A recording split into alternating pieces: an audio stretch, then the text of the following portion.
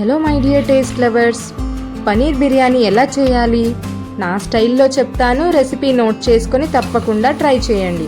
So ఇక రెసిపీలోకి వెళ్ళిపోదాం.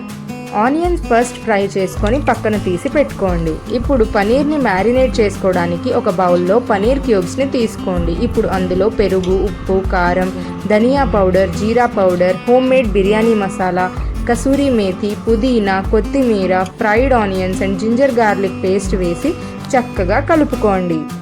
ఇప్పుడు ఒక హాండీలో ఆయిల్ వేసి చిన్నగా చాప్ చేసుకున్న ఆనియన్స్ అండ్ మిర్చి వేసి కాస్త ఫ్రై అవ్వనివ్వండి. ఇప్పుడు కట్ చేసుకున్న వెజిటేబుల్స్ వేసుకొని కలిపి లిడ్ క్లోజ్ చేసి ఒక 10 minutes కుక్ అవ్వనివ్వండి.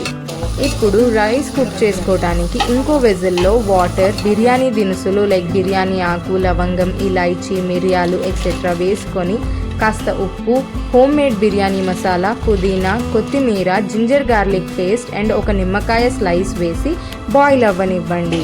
ఒక బాయిల్ వచ్చాక రైస్ వేసుకొని కుక్ అవ్వనివ్వండి.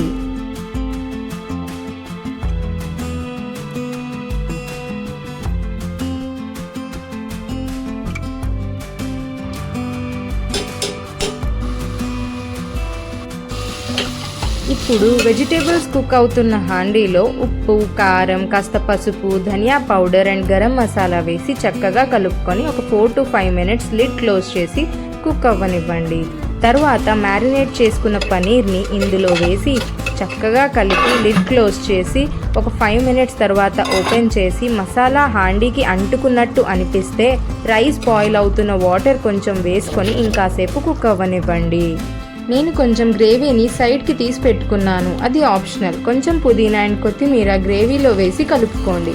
ఇప్పుడు రైస్ ఒక 90% కుక్ అవ్వగానే వాటర్ని స్ట్రెయిన్ చేసుకోండి అండ్ రైస్ని ఒక లేయర్ లాగా గ్రేవీ మీద వేసుకోండి.